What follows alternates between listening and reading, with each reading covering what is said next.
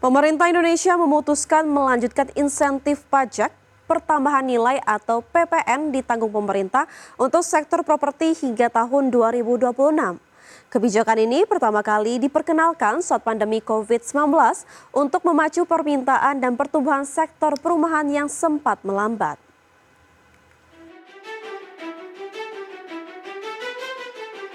Pemerintah Indonesia memutuskan melanjutkan insentif pajak pertambahan nilai atau PPN ditanggung pemerintah untuk sektor properti hingga tahun 2026. Pemberian insentif fiskal berupa pajak pertambahan nilai ditanggung pemerintah untuk sektor perumahan di 2026. Menteri Keuangan Sri Mulyani Indrawati menyampaikan alokasi pagu insentif PPN DTP pada 2026 mencapai 3,4 triliun rupiah. Insentif ini ditargetkan dapat dimanfaatkan oleh sekitar 40.000 unit rumah komersial dengan nilai jual hingga 2 miliar rupiah. Pemberian insentif berupa keringanan pajak bertujuan mendorong naiknya penjualan dan produksi rumah. Dan kami masih memberikan insentif fiskal, yaitu untuk rumah-rumah komersial yang sampai dengan 2 miliar seperti yang dilaksanakan pada tahun ini. Ini untuk menstimulir demand side-nya maupun dari sisi supply atau production dan konstruksi rumahnya. Insentif PPN DTP sebesar 100% berlaku untuk rumah tapak atau rumah susun yang sudah jadi dan diserahkan kepada pembeli. Kebijakan ini diharapkan mampu mengerek permintaan, terutama pada kelas menengah ke bawah yang sangat terbantu oleh keringanan pajak. Pelaku industri properti optimis program ini dapat memperbaiki kinerja sektor properti nasional yang sempat lesu. Tim Liputan IDX Channel. Pemirsa, di tahun 2026, salah satu program prioritas pemerintah melalui pemanfaatan APBN, yakni pengembangan sektor usaha mikro, kecil, dan menengah dengan upaya strategis memperluas pasar ekspor go internasional UMKM.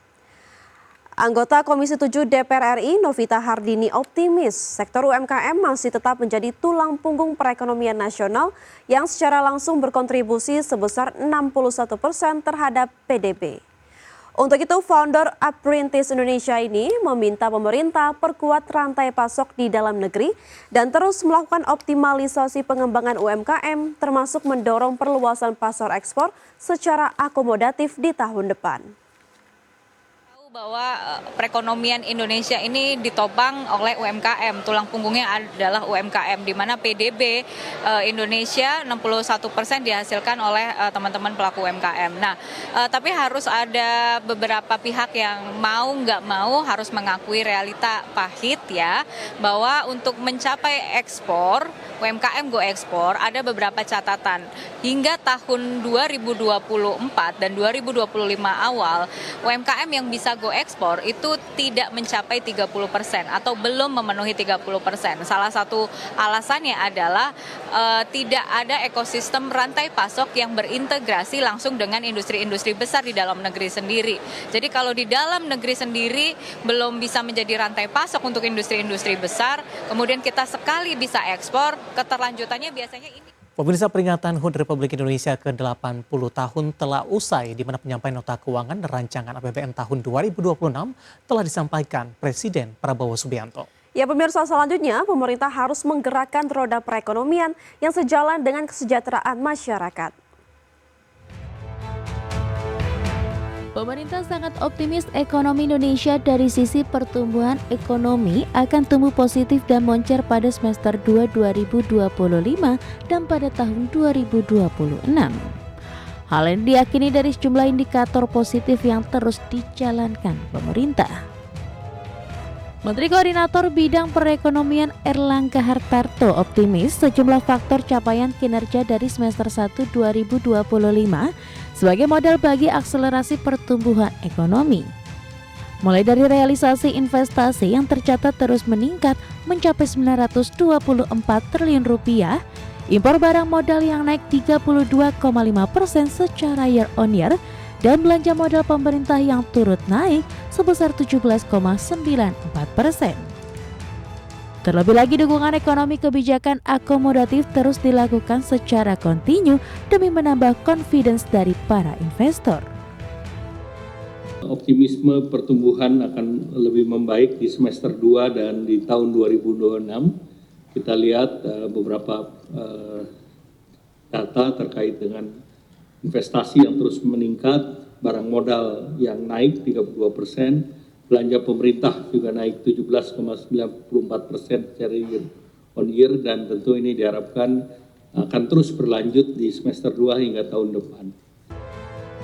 Di samping itu, pemerintah juga sudah menggelontorkan stimulus ekonomi sebesar 61 triliun rupiah pada semester 1 2025 yang terbukti memberikan dampak positif pada pertumbuhan ekonomi dan akan mendukung stimulus ekonomi di semester 2 tahun 2025.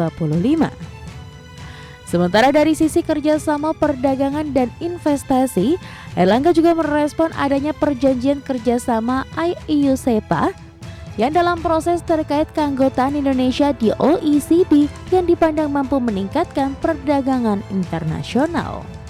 Dari Jakarta, Ade Firmansyah, Riki Anwardi, IDXGen. Pemerintah tengah mengkaji dan menyiapkan strategi baru dalam penyaluran subsidi bahan bakar minyak dan energi agar lebih tepat sasaran. Ya, salah satu langkah yang penting yang diambil adalah memanfaatkan data Tunggal Sosial Ekonomi Nasional atau DTSN untuk memastikan subsidi energi diberikan secara adil dan juga efisien. Pemerintah berfokus pada pengelolaan subsidi energi seperti listrik, bahan bakar minyak, dan LPG 3 kg agar penyalurannya tepat sasaran dan dapat mengurangi kebocoran. Menteri Koordinator Bidang Perekonomian Erlangga Hartarto menjelaskan bahwa pemanfaatan DTSN menjadi kunci agar subsidi yang diberikan tidak lagi mengalami kebocoran akibat sistem penyaluran yang masih bersifat terbuka. Di mana langkah ini memungkinkan pemerintah untuk menetapkan mekanisme penyaluran subsidi yang didasarkan pada penggunaan sebenarnya. Dengan cara ini, subsidi dapat diberikan kepada masyarakat yang benar-benar membutuhkan berdasarkan data sosial ekonomi yang valid dan juga terkini. Untuk mendukung kebijakan ini, pemerintah menyiapkan anggaran sebesar 402,4 triliun rupiah pada tahun 2026 untuk memperkuat ketahanan energi nasional sekaligus memastikan subsidi energi berjalan efektif dan tepat sasaran sesuai dengan tujuan anggaran negara. Rencana subsidi yang tepat sasaran, kita sudah punya DTSN, data dari survei sosial dan ekonomi. Dari data tersebut tentu kita melihat adanya kebocoran daripada subsidi yang masuk pada kelompok masyarakat atas. Karena memang saat sekarang subsidi itu diberikan secara terbuka. Nah, mungkin ke depan kita akan mencarikan mekanisme dan skema sedang dalam pembahasan di pemerintah, di mana nanti pengguna daripada saat sekarang seperti contoh di sektor listrik kan yang langganan tinggi itu mendapatkan harga yang berbeda dengan yang di bawah. Dengan mekanisme semacam itu bisa diimplementasikan.